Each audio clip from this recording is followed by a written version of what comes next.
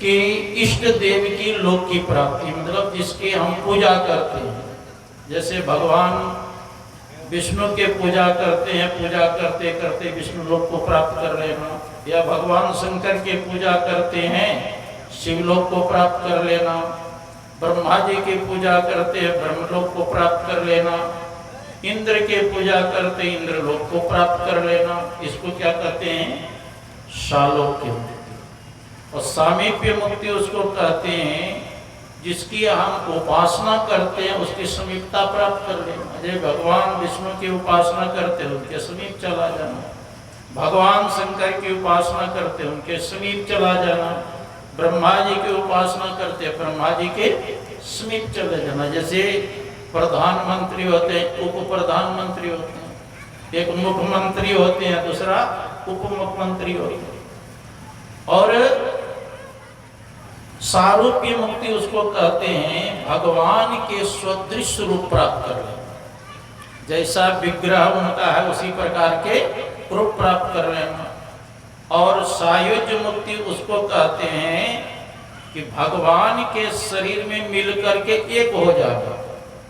जैसे रावण का जब शरीर छूटा तो भगवान श्री राम के शरीर में उसका रूह जो ज्योति है उसी में समा गई। भगवान कृष्ण ने शिशुपाल का वध किया था तो उनके शरीर से जो रूह निकला, तेज निकला, भगवान कृष्ण के समा गया।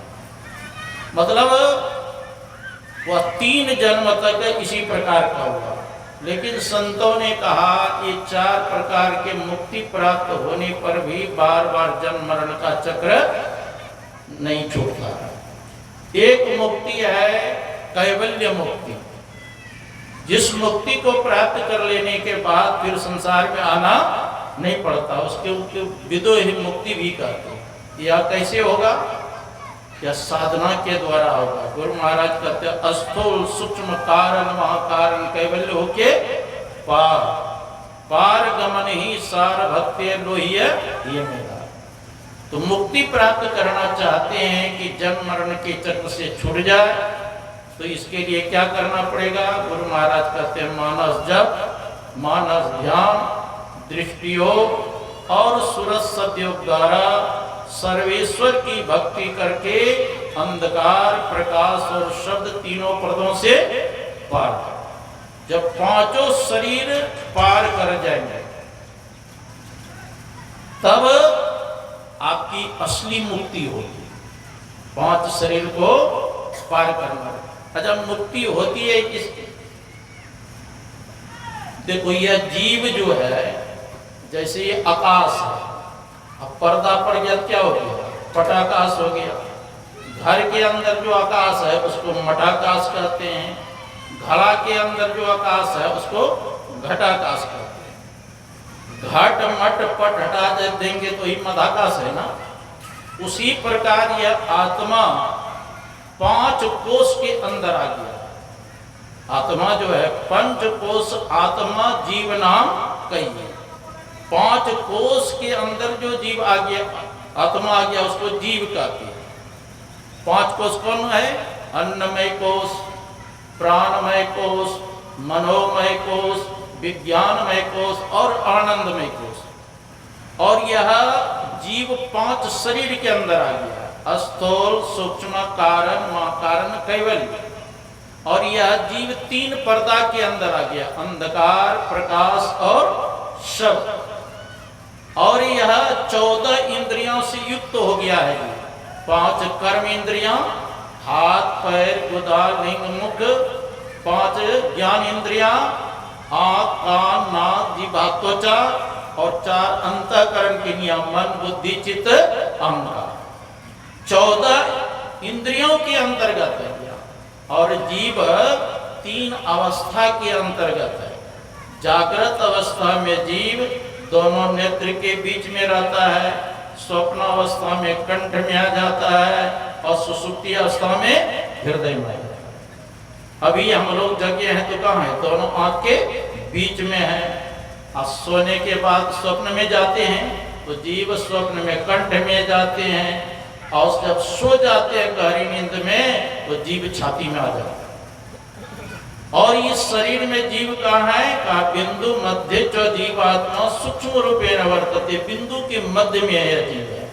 जब तक बिंदु के मध्य से नहीं निकलेंगे, तीन अवस्था को जब तक पार नहीं करेंगे, तीन पर्दा को जब तक पार नहीं करेंगे, पांच शरीर को जब तक पार नहीं करेंगे, पांच कोष को जब तक पार नहीं करेंगे, 14 इंद्रियों से जब तक नहीं छूटेंगे तब तक यह जीव की मुक्ति नहीं होगी। तो पार करने के लिए क्या करना पड़ेगा? गुरु महाराज कहते हैं सरल उपाय कर दृष्टि अर्धन योग साधन ये हटाना चाहिए।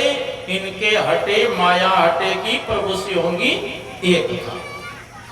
दृष्टियोग साधन करने से साधक अंधकार से प्रकाश में चले जाते हैं। शब्द साधना करते हैं तो प्रकाश से शब्द में, शब्द से निशब्द में, तब अपने स्वरूप का ज्ञान होता है कि मैं कौन हूं। कस्तम को हम कुतः आयाता को में जन्नी को में ताता। कस्तम, तुम शरीर नहीं हो, शरीर में रहने वाले शरीरी चेतन आत्मा है। माता जी के शरीर छूट गए, हम लोग गए थे सब मिलकर के कटिया क्या कहते हैं कालगांव, तो शरीर जल गए। मतलब 5 तत्व का जो शरीर था 5 तत्वों में लीन हो गया। मिट्टी तत्व मिट्टी मिल गई, जल तत्व जल में मिल गया, अग्नि तत्व अग्नि में मिल गई, वायु तत्व वायु में मिल गया, आकाश तत्व आकाश में। ये 5 तत्वों का जो शरीर है यह 5 तत्वों में मिल गया। तो और इसके बाद ये तो स्थूल शरीर जला ना, इसके अंदर सूक्ष्म शरीर है, कारण शरीर है, महाकारण शरीर, कई बोले 4 शरीर बच गया ना। इसलिए संत महात्मा कहते हैं थोड़ा जला बहुत बचा।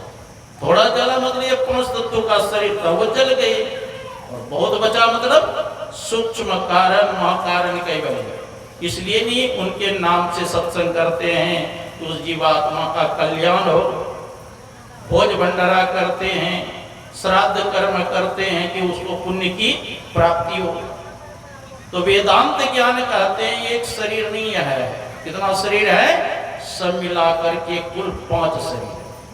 तो 5 शरीर को पार करने के लिए इसके लिए हम लोग भक्ति करेंगे तो हम लोगों को परम कल्याण होगा। अब एक भजन हम लोग श्रवण करें, फिर आरती होगी। बोलिए श्री सद्गुरु महाराज। और कल जो है गुरु से भी स्वामी भगीरथ जी महाराज पागाड़ से पधार रहे हैं, स्वामी निर्मलानंद जी महाराज, स्वामी सतप्रकाश जी महाराज, गुरुनंदन बाबा और जवाहर बाबा, रविंदर बाबा, बहुत से महात्मा कल पधारेंगे। और बहुत दूर दूर से सत्संगी भी आएंगे, मुर्शिदाबाद बंगाल से आएंगे, कोई धनबाद से आएंगे और भागलपुर से, बहुत जगह से दूर दूर से सत्संगी भी आएंगे।